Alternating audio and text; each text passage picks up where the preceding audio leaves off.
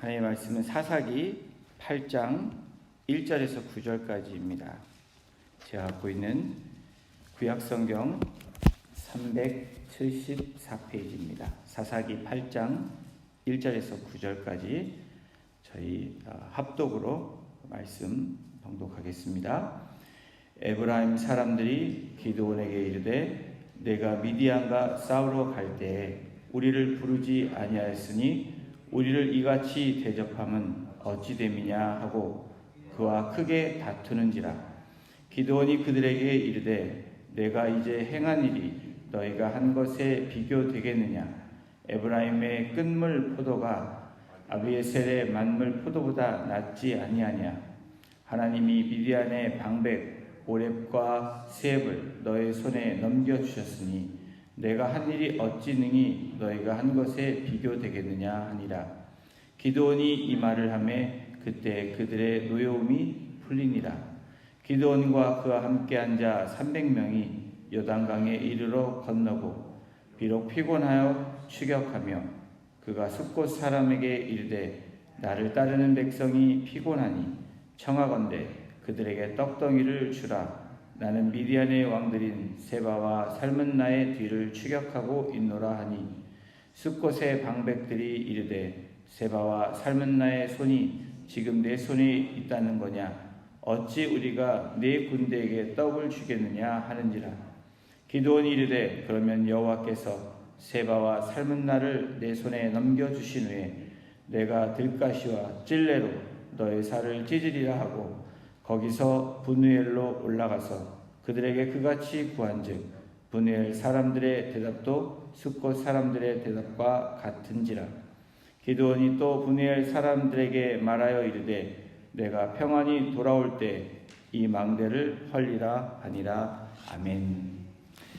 하나 되기 위하여라는 제목으로 말씀 나누겠습니다.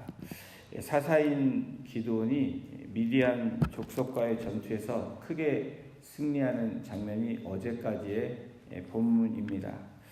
7장에 나와 있는 이야기를 우리가 생각해 보면 13만 5천 명이나 되는 미디안 군대와 싸워서 12만 명의 사망자를 냈습니다. 어마어마한 대승이라고 얘기할 수 있죠. 그리고 남은 자 15,000명이 남아서 지금 그들을 쫓아 마지막 전쟁을 종식시키는 그러한 지금 시점에 있습니다. 이러한 가운데 에브라임 사람들이 기드온에게 불평을 하기 시작합니다. 그것이 저희가 읽은 8장의 시작입니다.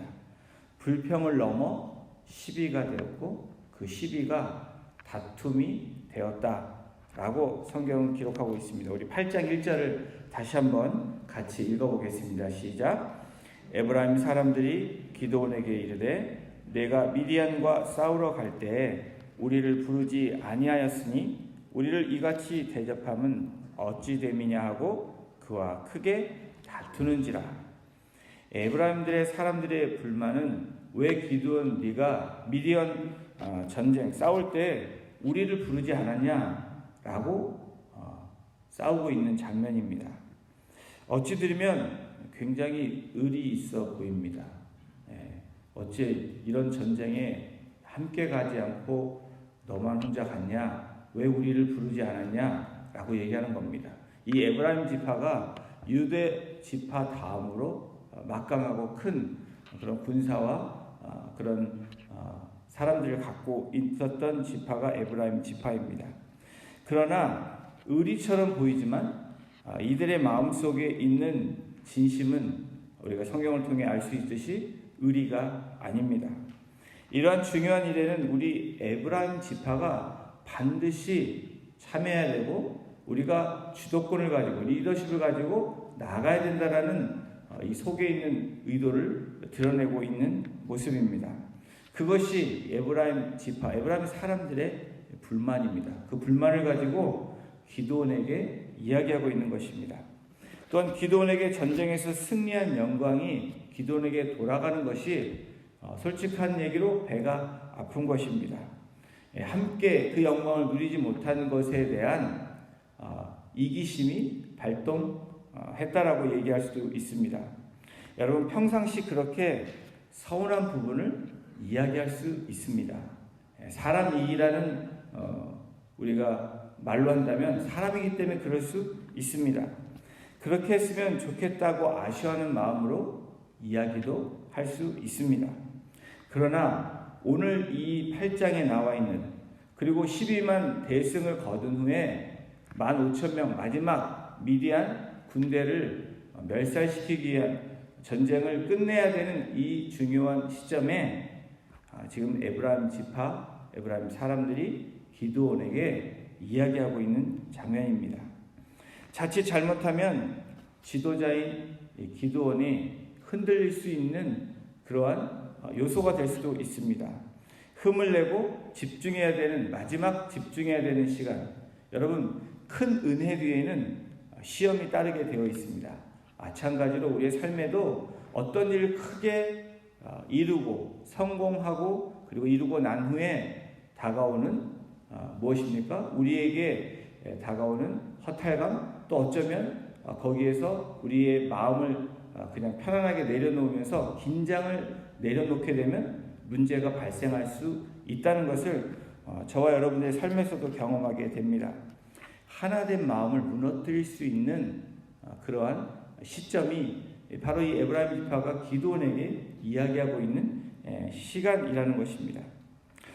여러분 기계가 고장이 나면 크게 두 가지로 나눌 수 있다고 합니다. 첫 번째는 외부에서 불순물이 들어와서 원래 있던 부품이 고장이 나는 원인 첫 번째로 들 수 있고, 다른 하나는 원래 있던 부품이 망가져서 고장이 나는 것입니다. 그렇다면 여러분 제가 질문합니다. 이런 기계에서 첫 번째, 두 번째 이 외부 그리고 원래 있던 부품이 망가지는 것 때문에 기계가 어떤 것에 의해서 더 위험할까라는 질문을 해보면 여러분들 대답하기 좀 어려우시겠죠. 이 새벽에 이 대답은 원래 있던 부품이 망가지면 기계는 더 어렵다라는 것입니다. 여러분 기계만 그런가요? 우리 몸도, 우리가 갖고 있는 우리의 이 몸도 마찬가지입니다. 몸에 질병이 생길 때 첫 번째 외부적인 것, 외부의 균이 침투하는 경우가 있습니다. 또 두 번째는 내부에 있는 우리의 조직과 장기가 스스로 작동하지 않을 때가 있습니다. 여러분 또 질문을 합니다. 이럴 때 어떤 것이 더 위험하다고 생각하십니까? 바로 내부에 있는 원래 있는 장기와 조직들이 문제가 생기면 몸에 큰 문제가 위험하게 된다는 것입니다. 기계나 사람의 몸을 예로 생각해 볼 때 우리가 쉽게 판단할 수 있습니다. 어떤 조직도 공동체도 또 나라도 역시 최고의 위험은 바깥이 아니라는 겁니다. 내부에서 일어나는 위험이 최고로 위험한 그러한 순간이라는 것을 우리는 인식해야 됩니다. 영적인 부분에도 마찬가지입니다. 사단 마귀는 그래서 늘 조직 안에 있는 내부를 흔듭니다. 바깥의 세상을 흔들어서 공동체가 흔들리는 경우는 없다라는 겁니다. 이 조직의 흔들림은 내부의 이간질을 통해서, 어떤 사람들을 통해서, 말을 통해서, 행동을 통해서, 이런 일들로 통해서 내부에 문제가 생기게 되었다라는 겁니다. 그래서 사단 마귀는 그 공격을 통해서 공동체를 와해하고 쓰러뜨리는 그런 전략을 갖고 있습니다. 어떻게 합니까? 너 정도면 대접받기에 충분해. 네가 왜 그런 대접을 받아? 이렇게 이간질을 한다라는 겁니다. 너의 위치면 내 입장을 강력하게 얘기할 수 있어.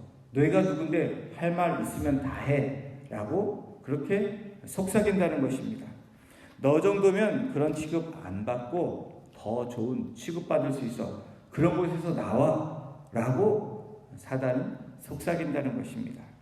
성경에서도 가장 위험한 인물들이 여러분 어떤 인물들입니까? 내부에 있었던 인물들입니다.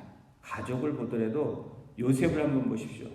바깥에 상인들이 위험한 사람들입니까? 아니면 같이 사는 형제들이 위험했습니까? 형제들이 위험해서 요셉을 애굽으로 팔아버립니다.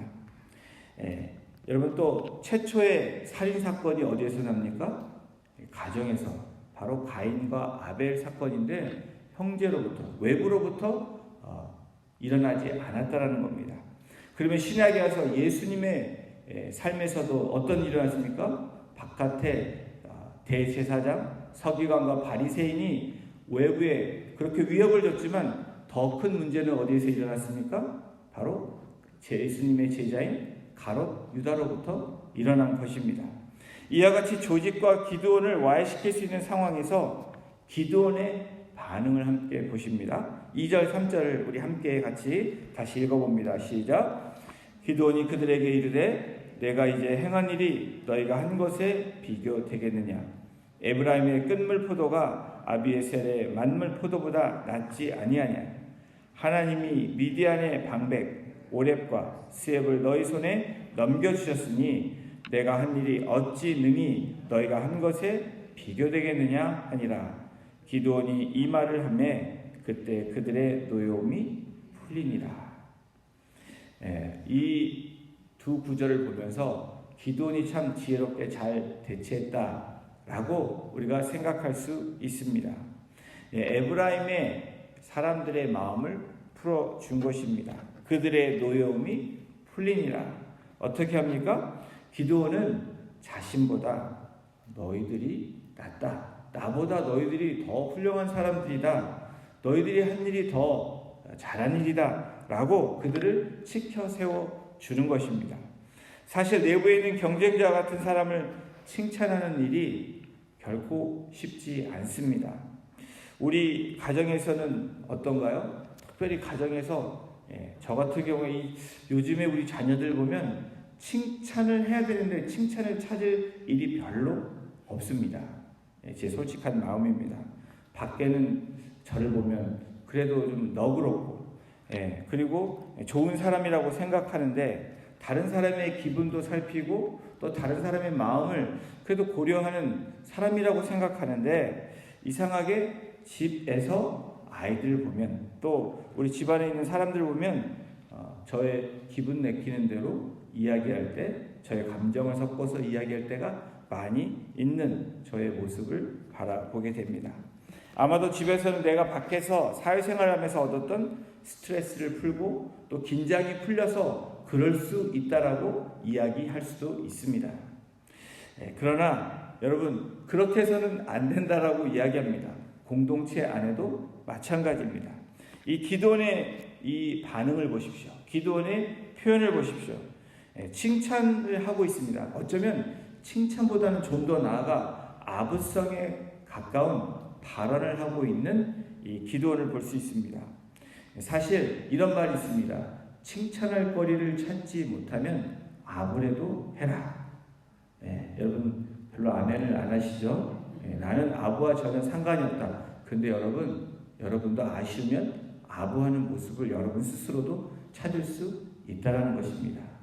이 칭찬할 것이 없고 다른 사람을 높여주고 치켜 세우는 일은 공동체에서 굉장히 필요한 일들입니다.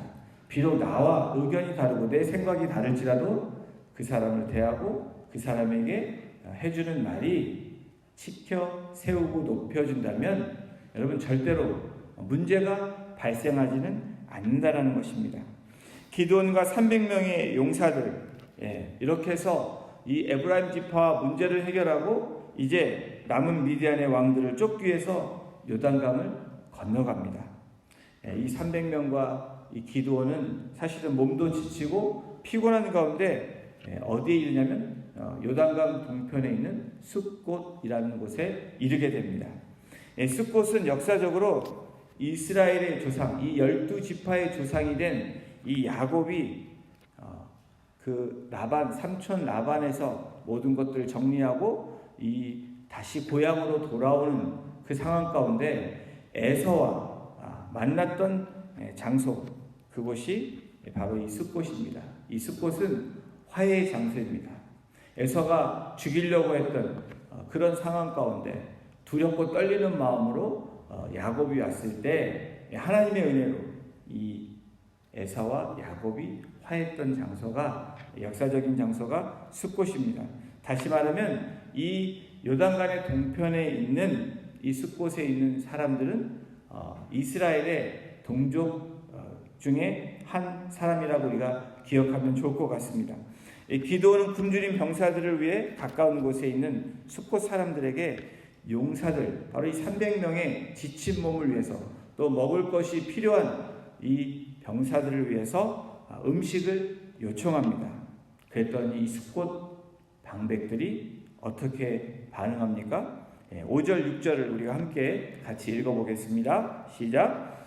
그가 숫곳 사람들에게 이르되 나를 따르는 백성이 피곤하니 청하건대 그들에게 떡덩이를 주라. 나는 미디안의 왕들인 세바와 살문나의 뒤를 추격하고 있노라 하니 숫곳의 방백들이 이르되 세바와 살문나의 손이 지금 내 손 안에 있다는 거냐? 어찌 우리가 내 군대에게 떡을 주겠느냐 하는지라. 오랫동안 숫곳의 지배자가, 정복자가 다스리는 사람들이 누구였냐면 미디안의 방백들입니다. 우리가 이 역사적인 그리고 지리적인 상황들을 이해할 때 이 숫곳에 있는 이 방백들의 반응이 어쩌면 당연할 수 있습니다. 여러분, 한참 6.25 전쟁이 발발할 때 여러분 그런 영화의 장면을 보셨을 것입니다. 이 국경선 근처에 이 주민들은 한 손에는 태극기를 들고 한 손에는 무엇을 듭니까? 인민군 국기를 들었습니다. 그래서 인민군이 오면 태극기를 감추고 뭘 듭니까? 인민기를 들고 환영을 합니다. 그리고 국군이 오면, 그리고 연합군이 오면 어떻게 합니까? 인민기를 감추고 태극기를 흔드는 그런 장면을 보신 적 있으십니까? 여러분 가끔씩 영화도 보시기를 바랍니다. 그런 장면들이 있습니다. 탱크가 오고 군대가 지나가면 그런 장면들이 나옵니다.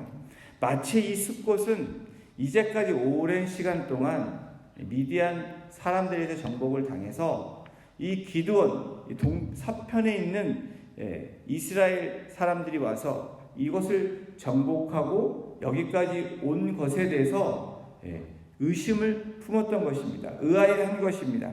그래서 뭐라고 얘기합니까? 미디안 왕들인 세바와 살문나의 손이 지금 너희들에게 잡혀 있냐? 그렇게 이야기하는 것입니다. 네 안에 그 사람들이 잡혔냐라고 물어보는 것입니다. 아직 잡히지 않은 것이 분명한 팩트입니다. 그래서 이 숫곳에 있는 방백들이 이렇게 반응한 것입니다. 사실 이 같은 숫곳 방백들의 거절은 어쩌면 당연할 수 있습니다. 이제까지 그러한 침략을 받았고 위협을 받았고 어려움을 경험했기 때문입니다. 그런데 이로 인해서, 이 거절로 인해서 이스라엘 연합이 되지 않은 장면을 우리가 오늘 본문에서 찾아볼 수 있습니다. 이에 화가 난 기드온이 어떻게 반응합니까? 7절입니다. 기드온이 이르되 그러면 여호와께서 세바와 살문나를 내 손에 넘겨주신 후에 내가 들가시와 찔레로 너희 살을 찢으리라 하고. 전반부까지는 괜찮았는데 후반부에 기드온이 이상하게 말을 합니다. 내 손에 넘겨주신 후에 내가 들가시와 찔레로 너희 살을 찢으리라. 어쩌면 내가 돌아와서 두고 보자, 너희를 어떻게 하나, 이런 마음으로 이야기하는 것입니다. 더 나아가서는 내가 너희를 가만두지 않고 너희를 찢겠다, 죽이겠다라는 표현이기도 합니다. 찢다로 번역된 동사는 이 히브리어 원어의 뜻을 보면 타작하다라는 것입니다. 내가 돌아와서 이 두 방백들 잡은 애 너희를 타작하겠다. 타작한다는 것이 무엇입니까? 두들겨 패겠다라는 뜻입니다. 가만히 두지 않겠다라는 겁니다. 그리고 난 후에 기드온이 숫곳을 떠나 다음 지역인 어디로 갑니까? 브누엘로 이동을 합니다. 브누엘은 어디입니까? 야곱이 하나님의 사자를 만나 씨름했던 장소. 그래서 야곱이 아닌 이스라엘이라고 이름을 받았던 곳이 바로 이곳 브누엘입니다. 이 브누엘도 마찬가지로 요단강 동편에 있는 이스라엘의 종족입니다. 기도는 숫곳에서처럼 병사들에서 음식을 다시 요청합니다. 음식을 제공받지 못했기 때문에 곧 브누엘에 와서 음식을 요청하지만 똑같이 숫곳의 사람들처럼 거절을 당합니다. 이때 이 기드온의 반응을 한번 보십시오. 9절입니다. 기드온이 또 브누엘 사람들에게 말하여 이르되 내가 평안히 돌아올 때 이 망대를 헐리라 하니라. 조금 전에 있는 숲곳에 있는 사람들보다 조금 느낌이 좋은 느낌까지 들립니다. 그러나 우리가 후반부에 볼 때는 똑같습니다. 이 망대를 헐리라. 망대는 무엇입니까? 적군을 보기 위해서 바라보는 곳입니다. 그것이 무너지면 군사적으로 전혀 손을 쓸 수 없는, 누가 쳐들어와도 어쩔 수 없는 상황인데 그 망대를 헐어버리겠다. 다시 말하면 너희를 쓸어버리겠다라고 이야기하는 것입니다. 거절하는 요단강 동편의 숫곳, 그리고 브누엘, 요단강 동편에 있는 사람들에 대해서 사실은 기드온은 요단강 서편에 있는 에브라임 지파에 대했던 모습과는 전혀 다른 모습을 대하고 있습니다. 어디에 설지 모르는 이 숫곳과 브누엘의 사람들에게 대했던 모습, 이와 같은 반응의 기드온의 모습은 에브라임 사람들에 비해서 형제 의식을 별로 느끼지 못합니다. 인내심도 부족합니다. 그리고 차별이라는 어떤 자기 안에 중심이 있어서 그들에게 대했던 모습이 달랐던 기드온의 모습을 우리가 한번 볼 수 있습니다. 사랑하는 성도 여러분, 요단강 동편과 서편의 차이를 기드온의 반응과 방백들의 반응을 보면서 오늘 우리들의 모습을 돌아봐야 될 것입니다. 또 우리 가정과 우리 공동체의 모습을 다시 한번 돌아봐야 되는 것입니다. 어쩌면 하나님 앞에서 은혜를 받고 또 때로는 우리가 승리한 후에 긴장을 놓칠 때, 또 우리가 우리의 마음을 그냥 다 집중하지 않을 때, 하나 되지 않을 때 나타나는 현상은 여러분 분열이라는 어려움을 경험할 수 있다는 것을 말씀하고 있는 것입니다. 오늘 이 8장을 보면서 공동체 그리고 어떤 사람들의 이기심, 두려움 때문에 나타나는 현상들을 우리에게 적나라하게 보여주고 있는 모습입니다. 이 일들은 어떤 공동체도 일어날 수 있는 일들이라고 이스라엘을 통해서 우리에게 재조명해주고 있는 말씀입니다. 믿음의 공동체인 교회에서도 일어나고 있는 일들입니다. 교회 안에 우리는 한 몸, 한 지체라고 이야기합니다. 우리의 백그라운드가 다르고 우리의 생각이 다르지만 그리스도 안에서 우리는 하나라고 지금까지 믿고 왔습니다. 어려운 시간들을 지내고 때로는 이 전쟁에서 지기도 했지만 때로는 승리하며 함께 기뻐했던 시간들이 우리 공동체 가운데 있습니다. 우리의 삶 가운데 있습니다.